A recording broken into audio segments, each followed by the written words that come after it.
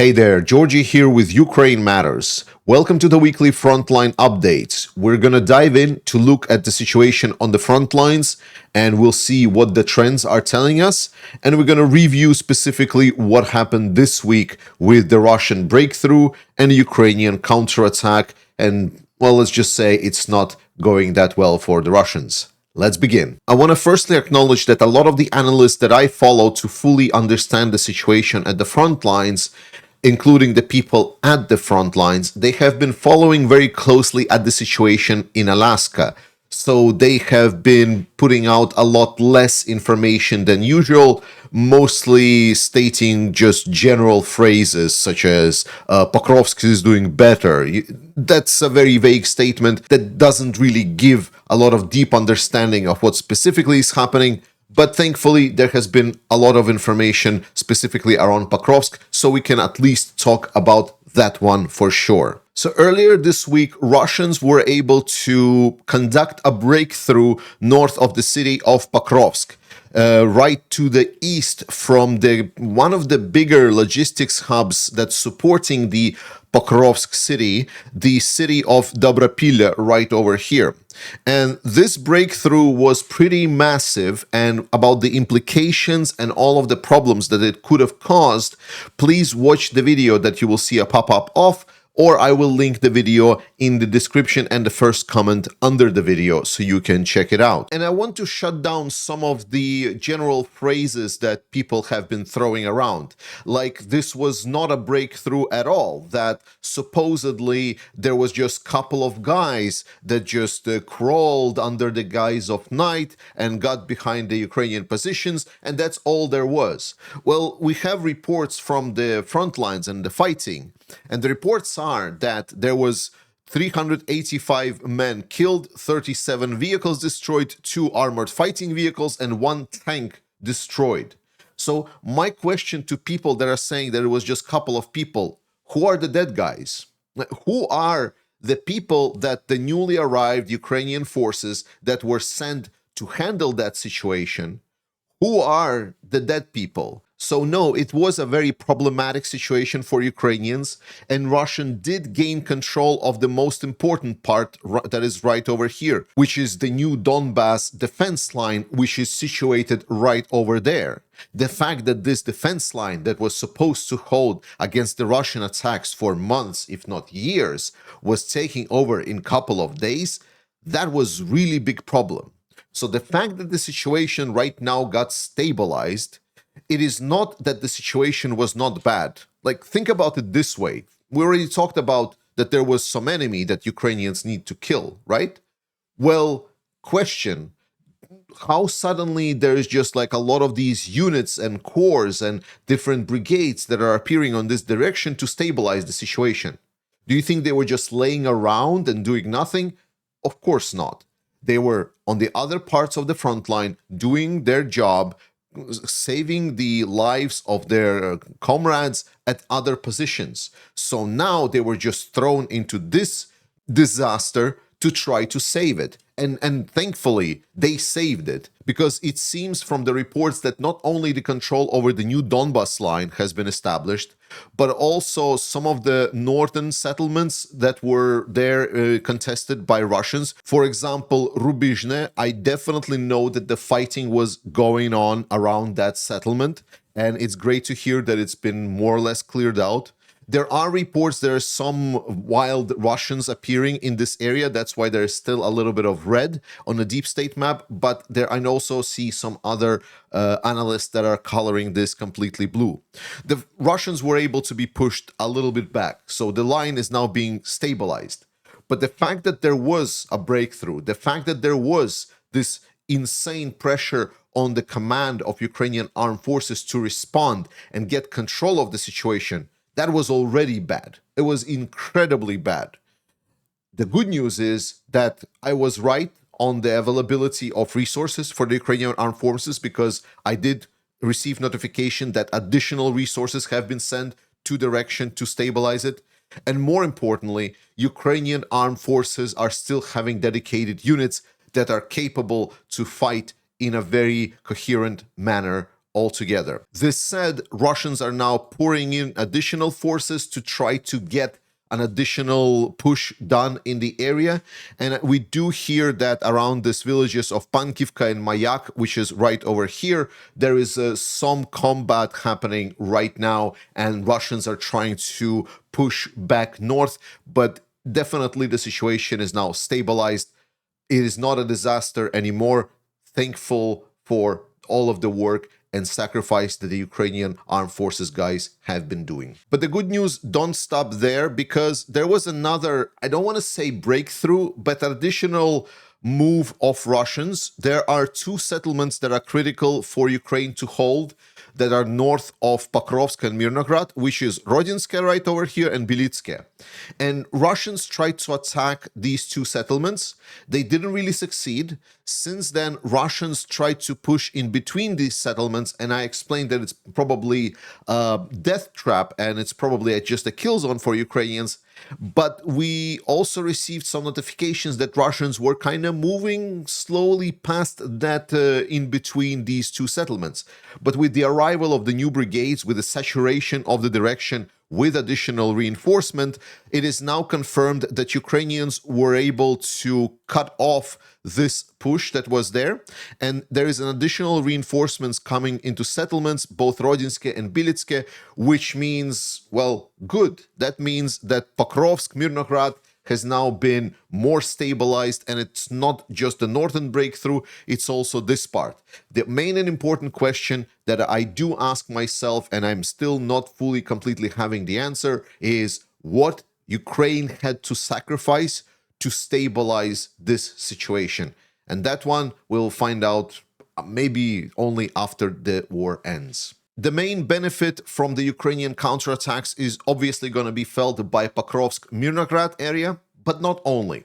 There is another part of Russians where they're able to advance further, and this is north of Chassar Yar. Russia has been fighting for Chassar Yar a long time, really long time. They still don't fully control the settlement. There are some certain outskirts that Ukrainians are controlling, but Russians are controlling the principal position, this one around the north of Chassar Yar, where Ukrainians were holding on, and this is entrance to sort of a high ground. This gives Russia the ability to finally kind of spread out a little bit in this zone. So I am first and foremost expecting that we might see Russians kind of bloom out a little bit around this zone, and I would not be surprised about it, and you should be ready about this as well. We also received notifications during this week that Drushkivka, which is probably the central logistics hub for like Chassar Yar, for Toretsk direction, and actually also for this direction as well, they have started evacuation procedures from a lot of Drushkivka, and specifically there is a forced evacuation of civilians that has now been announced in Drushkivka.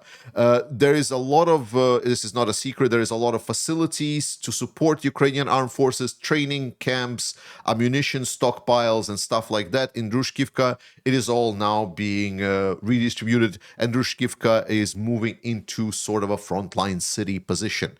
Mostly because you see this part over here, if Russians will be able to move from this northern breakthrough around Chassar. I mean, it's not a breakthrough because they have been doing this move for over a year now, but move from this North Chassar Yar salient towards Drushkivka, it would definitely create issues for the eastern flank. And if the breakthrough of Russians around Pokrovsk over here would not be stabilized and Russians would be able to move east, then you would see potentially Drushkivka be besieged from essentially two directions at once, and that would not be as nice. One direction is potentially still manageable by Ukraine, so all of the forces that are still in this pocket that are resisting Russians are still having the time to prepare for the fallback, orderly fight the Russians in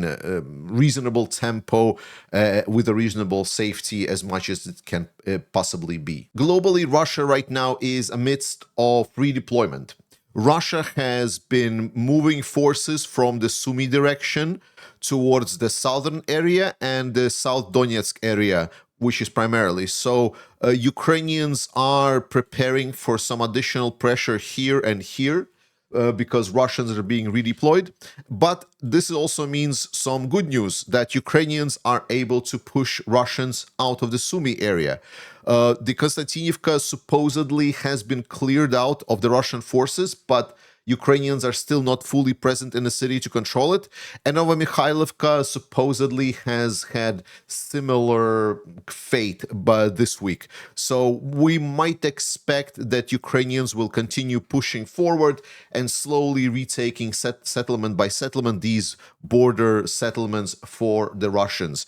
It is great to see that Ukrainians not only were able to stop forming of additional fighting direction, they were also able to stabilize the situation and now slowly squeeze the Russians out from the territory of Ukraine. This underscores a critical point that Russia, despite their willingness to do things whatever they want, to attack from all directions or fight everywhere, they really cannot. Ukrainians have the capability at fighting back, be it in the east or be it in the north here, and Russians will have a really, really bad time if they will try doing something like this again.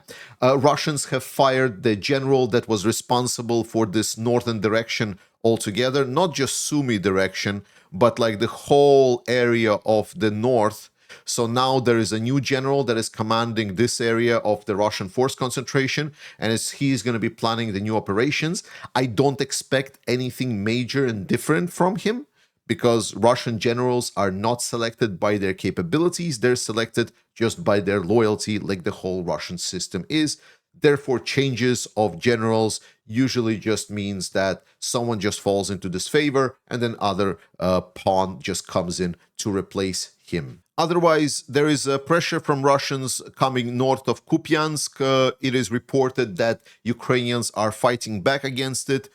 Even if there is some movement, it is minuscule and maybe just a couple of tens of meters. Liman direction, I don't want to say it is stabilized, specifically because Yampilivka-Torske is a very tricky position. And generally speaking, the fact that Russians were able to establish themselves in the forest right over here is potentially issue for Russians, but I think if we will see more dedicated advances of Russians around this area, they would need to send in more reinforcements, and this is not the case. So far, it seems that breakthrough that happened this week draw a lot of the Russian attention, and a lot of forces have been sent to that area specifically.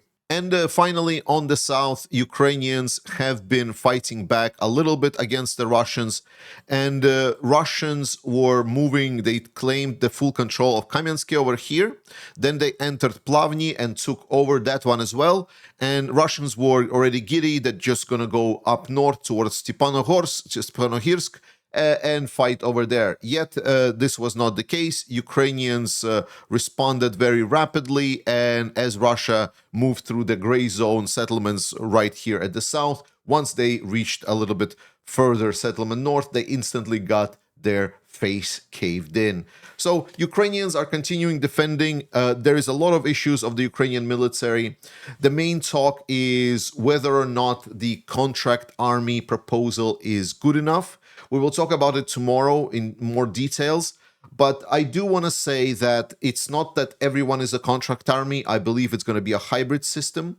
Right now, basically, there is a little bit of a pushback against the mobilization effort in Ukraine, in the society, because it is said that you just grab people from the streets and then you send them to die.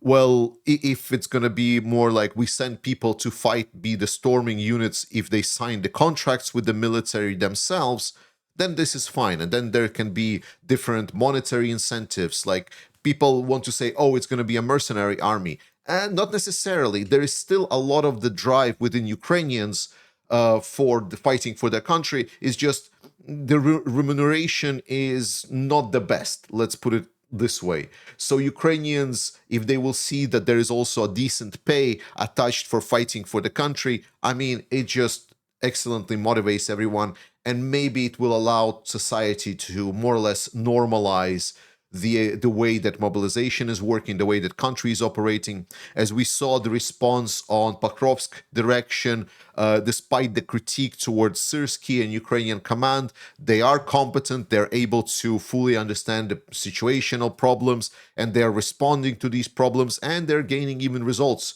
For me, even more than I was expecting, and it's great to know. Again, I am a little bit